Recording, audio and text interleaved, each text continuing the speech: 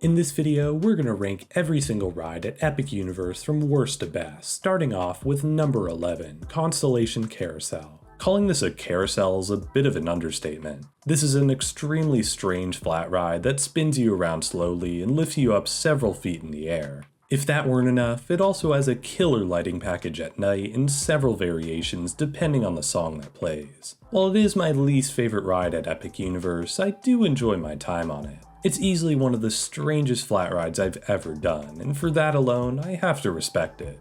It's just the weakest in a lineup of rides that are all pretty solid. Number 10, Dragon Racers Rally.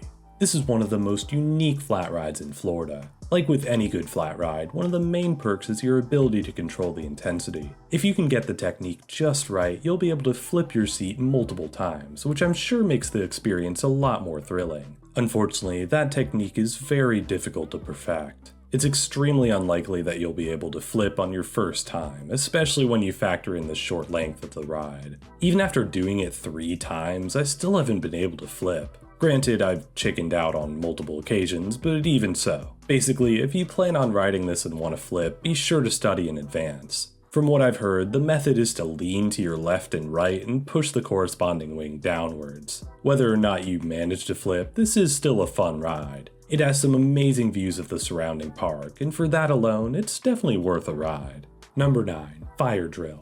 While this ride has some adorable theming, the actual ride experience is a bit of a mixed bag. On the surface, it seems like a good idea. Guests are given their own water cannons to shoot at targets throughout the ride, some of which have the ability to get the other side soaked. Unfortunately, those water effects seem to not work sometimes, which means that you could step off this ride completely dry. Maybe that's an upside for some people, but when you're at the park on a hot summer day, it's a bit of a bummer. Another downside is the water cannons themselves. Many of these cannons don't have the ability to reach some faraway targets, which certainly seems like a design flaw. I'm hoping it's something that they fix in the next few months, but right now it's kind of hard to ignore. All of that is to say that this ride has a lot of flaws. Despite that, I appreciate what it's going for, and when it works as intended, I'm sure it's a great ride. Number 8, Yoshi's Adventure. This is a very similar experience to the Seuss Trolley Train ride, except with more theming and a better view. Super Nintendo World is a beautiful land, and getting to see it from the second story helps you appreciate everything that went into it. The amount of animatronics and moving pieces throughout the ride is incredible, especially as you progress throughout the dark ride portion. There's also the fun interactive element of finding the 3 colored eggs, which is surprisingly entertaining despite how simple it is. I do wish the ride were a bit longer, but overall, it's an adorable trip across Super Nintendo World. Number 7, Curse of the Werewolf. This ride is kind of surprising. As a roller coaster, it packs in some serious thrill and lasts a lot longer than you might expect from the layout. The spinning element in particular really helps the ride when it comes to that thrill, especially when you hit that swing launch in the middle of the layout. The one major downside with this ride is the theming, or more specifically, the lack thereof. Whenever I talk to people about this ride, they bring up that finale. All that there is are a few pieces of theming scattered around and a still mannequin of Maleva telling you that you're now a werewolf. It's hard to describe what makes this scene so bad without showing it directly, but trust me, you'll know it when you see it. It's an unfortunate stain on what is otherwise a ride that I really enjoy. If you can ignore it like I do, hopefully you'll be able to enjoy the rest of the ride. Number 6, Minecart Madness. This has almost the opposite problem as Curse of the Werewolf. It's one of the most visually impressive attractions that I've ever been on, with a wide variety of animatronics and some great theming throughout the temple. While the track hopping gimmick is a bit mixed while you're on the ride, from off-ride it really is an impressive effect. However, unlike with Curse of the Werewolf, it's not that fun to ride. Depending on where you sit and what cart you get, the ride can be incredibly rough, especially during its more thrilling moments. It's not bad enough to where I'd say it ruins the ride, but it's definitely something to note if you plan on trying it out. Regardless, the theming is what makes Minecart Madness such a joy to ride. You even get to see Cranky Kong and Squawks in the queue for the attraction, which is a really nice touch. I wish the ride were a bit smoother, but otherwise, it is a fun time. Number 5, Hiccup's Wing Gliders. This is one of those rides that you know will be a slam dunk. The manufacturer of this ride, Intamin, had already worked with Universal on many of their most beloved attractions, so collaborating again on this How to Train Your Dragon roller coaster seemed like a no-brainer. Flying around the Isle of Berk and exploring everything it has to offer is an amazing experience, especially as you're skipping over the water and diving under that bridge. Once you add on all of the dragon animatronics and the onboard audio, the ride experience is elevated that much more. If you're looking for a more thrilling ride, I'll be completely honest and say this might not be for you. However, if you're looking for a ride that's great for everyone, this is the one to go to. Especially for How to Train Your Dragon fans, I'm sure this attraction is everything you could ever want.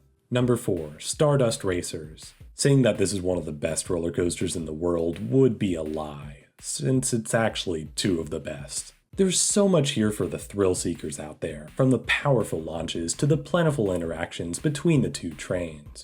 Originally, I was going to split this ride into 2 spots for this list, but since the yellow and green side are so close anyways, I'd rather just talk about the differences in a single entry. For the record, I think the green side is better because of both the intensity of the airtime and the celestial spin. However, the yellow side is no slouch either, with some people saying that they prefer the spin over there. Either way, this is without a doubt the most intense ride at Epic Universe, and for that alone, it has to be one of my favorites. I do wish the theming were a little better, but apart from that, it's a fantastic ride. Number 3. Mario Kart Bowser's Challenge. I know that this placement will be controversial, but I have to stick with my heart and say that I absolutely adore this ride.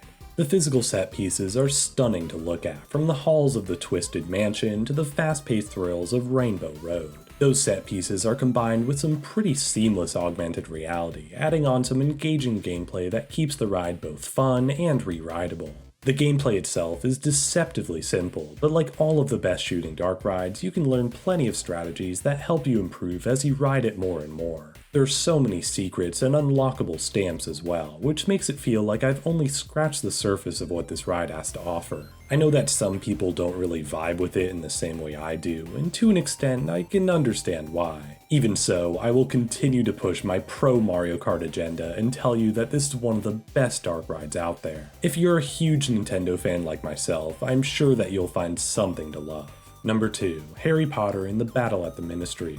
Man, this ride is so good. I can honestly understand why some call it the best dark ride in the world. The scale of each scene is unmatched by nearly any other dark ride, with some of the largest set pieces I have ever seen brought to life. The animatronics in particular are absurdly realistic. Without going into too much detail, there's a scene where one of them faces you by literally shifting their feet to move their body, which is something I have never seen on an animatronic before. It's that kind of absurd detail and massive scale that makes this ride so special. I know that some may complain about the overuse of screens, but for the most part, it really didn't bother me. The way those screens are blended together with physical set pieces makes them not nearly as noticeable as other rides in the resort. In fact, sometimes it's hard to tell what's on a screen and what's real life. You can really tell just how much money and time was poured into this ride. One could argue that it's the crown jewel of Epic Universe, and honestly, I wouldn't blame them. I mean, even the queue is among the best I've ever seen.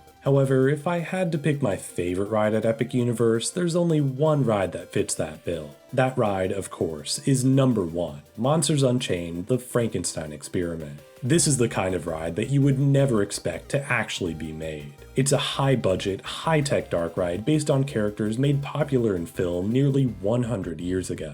For Universal Monsters fans in particular, I have to imagine this ride as a dream come true. Seeing all of these iconic characters brought to life with advanced animatronics is simply unreal, especially when you come face to face with them. Even in the calmer moments without any animatronics, I feel as though the sets are so well detailed that you're willing to just bask in it for a bit. Those quiet moments are hard to come by though, since this ride is constantly throwing you around to face the next monster.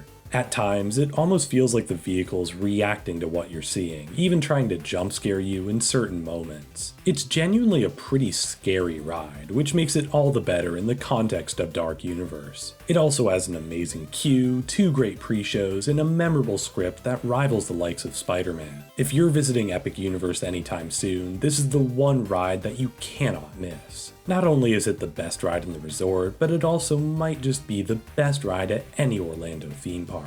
But what do you think? Be sure to tell me your favorite rides in the comments down below, and check out this video to see my ranking of every ride at Island of Adventure. Thanks so much for watching, subscribe for more, and I'll see you all next time.